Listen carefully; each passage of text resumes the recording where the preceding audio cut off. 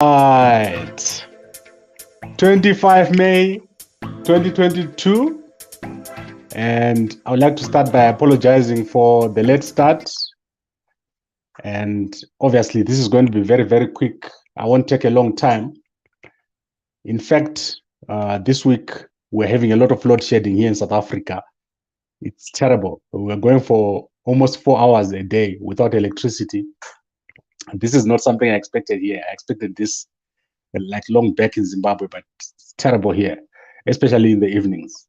So today I want to quickly go through a court case, a very, very interesting court case involving the Border Brook Residents Association. And so it's Border Brook Homeowners Association and Mayor. So that is Gokwe Nembudzia MP, Justice Mayor Wadyajena. This happened last week, and as you know, I was out of action for a whole week. So this is a very interesting court case, and this is the first of two court cases that I'm going to be looking at this week. But this is extremely significant because this case, I see it as a test for ZANU-PF guys. People are trying to find out if they can push ZANU-PF guys and how far they can push them and isolate them. And eventually, if things get to where they go to other countries, ZANU-PF people might end up finding themselves losing their property in Zimbabwe, because this basically was a strange case, an unjustifiable case.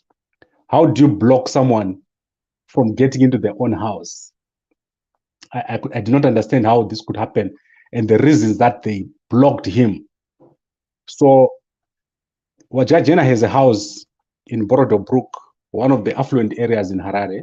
In fact, one of the best places to stay in Harare.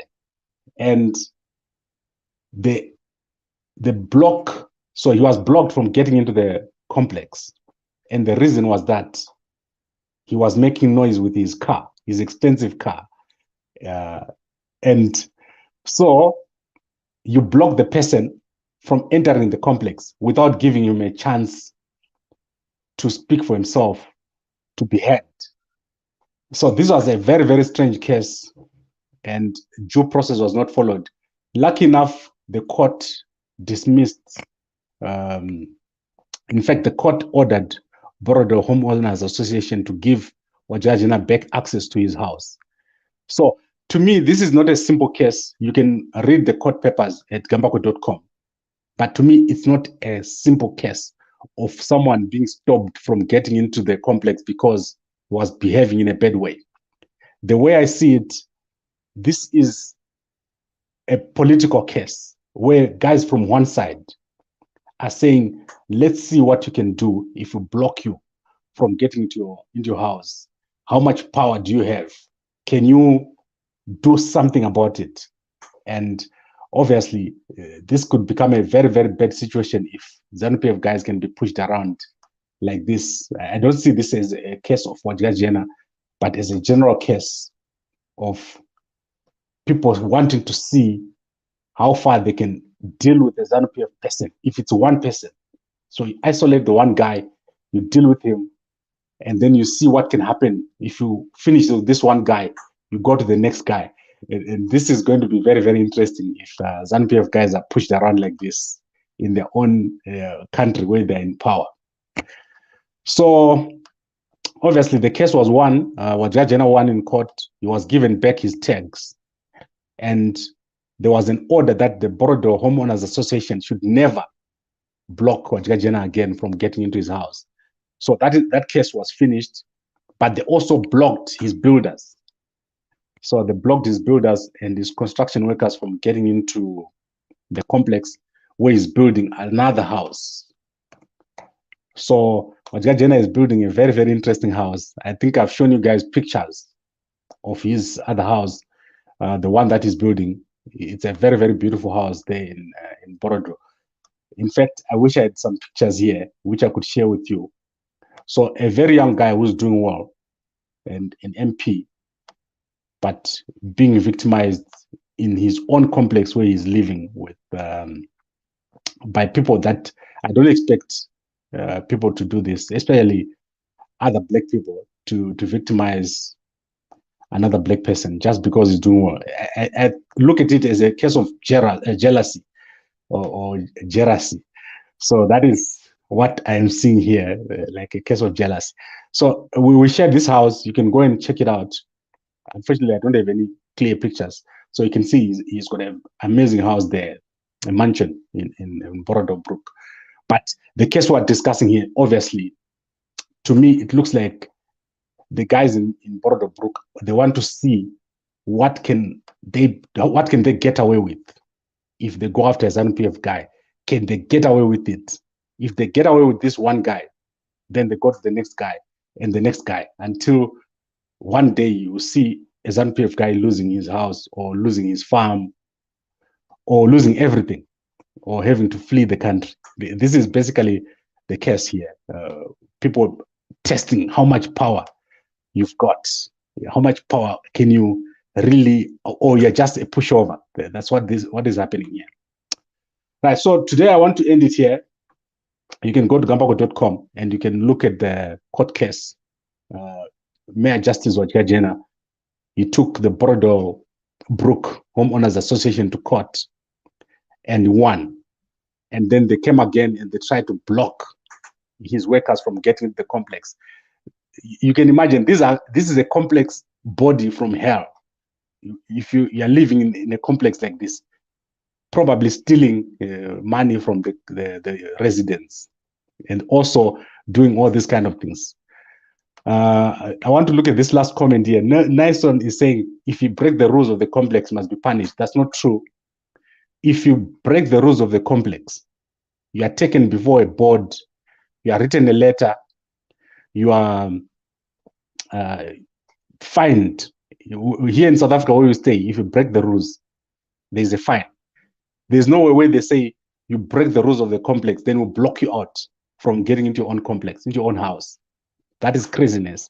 That's why I'm saying some people do not know what is happening here. It's political. This is a political case. Guys want to see how far they can push a ZANU-PF guy. Can he get away with it? So I guess that is the case. And Wadyajena is doing very, very well. I expect other young black people to be happy that they've got someone in their complex who's doing well.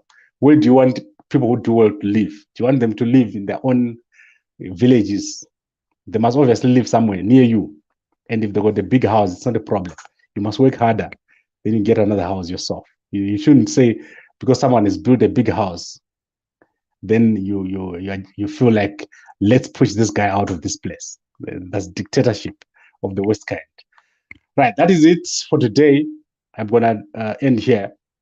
Please go to gambako.com to see all the court papers, the court judgment where the Border Brook Homeowners Association were told never to block Wadyajena from getting into his complex. Then tomorrow we're going to be back. We've got some secret voice recording of Kudama Hachi and his ex-wife, in fact his second wife, Marita Ndlovu, where we find out why Kudama Hachi and Marita are fighting, and also if it is possible that Marita Ndlovu is lying about the burning or the scalding of the baby. We need to look deeper into what is happening. Mahachi, he's got obviously two wives, Rose and Marita, and we want to see what this secret voice note or a voice recording of a telephone conversation between the two of them is going to reveal. I think this case is not simple. So tomorrow we're going to be back with that shoot. I've been out of action, and also my network has been giving me problems, but we're going to catch up. By next week, we're going to catch up. I was supposed to be with Dr. Fedias Mtenere yesterday. We had network challenges, but I've managed finally to get another network. You can imagine now I have got 5 of these, and someone is definitely hacking me, and I think it's Hopo's friends who are hacking me. They don't want me to go online. Because when Hope was in France, our websites were hacked and they were down for 2 days. I cannot believe this. So yeah, this is certainly something behind this whole thing. I cannot believe that I cannot get one network that work, including my fiber. So I had to get this one and VPN it. This is the only way I managed to get online tonight. So yeah, we're gonna get it working, but I'm very, very disappointed with this whole thing. Yeah. So it's been very interesting. Let me see if there's any other comments. Nelson Mazikatiri, you're saying Oppo is a boss. Oppo against me is like, okay, me against Oppo is like 1 against none. Oppo is very lazy. Right now, he's not shoot a video in like, I don't know, it's 3 months. He's probably sleeping now after having like 1 beer. You cannot even compare Oppo and me. And then let's see here. Evaristo saying, Mauya Baba, Kasmail Ketsoti. No.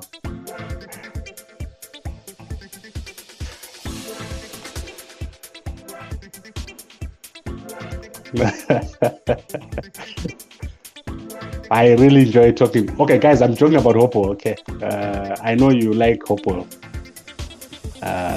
I'm joking about him. I just want to make this a little bit longer, like 2 minutes more, while I get ready to go to bed. So thank you very much for watching, everybody. I really enjoy talking to you, and as you can see, I'm as strong as ever. There's no need to worry about me.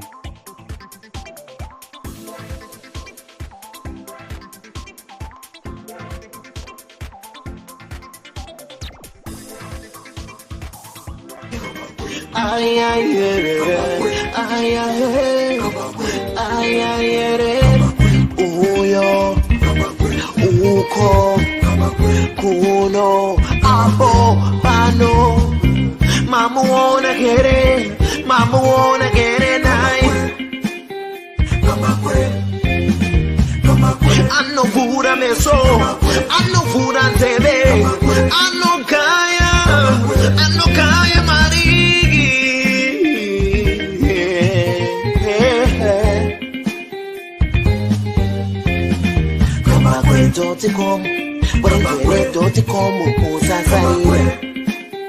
Kama Kamba kwe uyo anotara mari anogaya mari garai mamunzwa paninyaya pano zvamunoda kunzwa zvinotaurwa pano madiko kumunzwa mugova ne.com kamba kwe vanogaya mari vanotara mari vanoziya mari kamba kwe vanotara feya kuti pamberi zvichafamba sei vanhu muterere zvikubatsirei mukufamba kwenyu zvikubatsirei mirai ndikudze kuti chokwadi pano chizere kamba kwe vanogaya cash vanopa mafacts vanotara straight vane evidence vane confidence plus intelligence entertainment current affairs and news kamba kwe.com usasarire kamba kwe anogaya mari